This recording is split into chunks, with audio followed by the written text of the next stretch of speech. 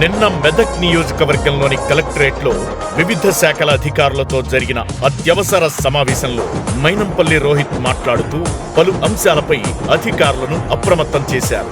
రానున్న వర్షాకాలంను దృష్టిలో పెట్టుకుని నియోజకవర్గంలోని ప్రజలు సీజనల్ వ్యాధుల బారిన పడకుండా జాగ్రత్తలు తీసుకోవాలని ఆదేశించారు.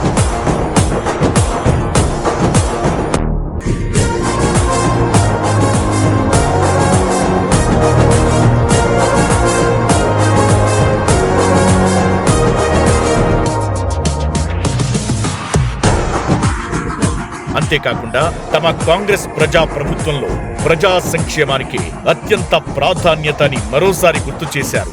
దానికి తోడు రైతులకు నాణ్యమైన విత్తనాలు అందించే దిశగా చర్యలు తీసుకోవాలని, అంతేగాక నకిలీ విత్తనాలు అమ్మే దుకాణదారులపై కఠిన చర్యలు తీసుకోవాలని ఆదేశాలు జారీ చేశారు.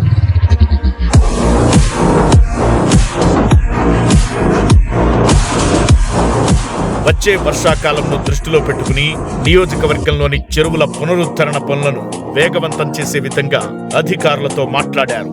తమ కాంగ్రెస్ ప్రజా ప్రభుత్వంలో చెరువుల సుందరీకరణ, అభివృద్ధీకరణ మరియు చెరువులు ఆక్రమణకు గురి కాకుండా కాపాడటమే తమ ఉద్దేశమని గుర్తు చేశారు.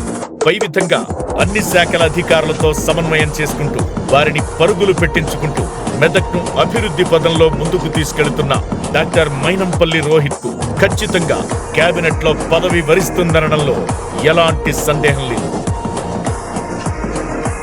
దీనికి తోడు సీఎం రేవంత్ రెడ్డి కూడా అధిష్టానం వద్ద రోహిత్ ను కేబినెట్ లోకి తీసుకోవాలని గట్టి పట్టుదలతో ఉన్నారు.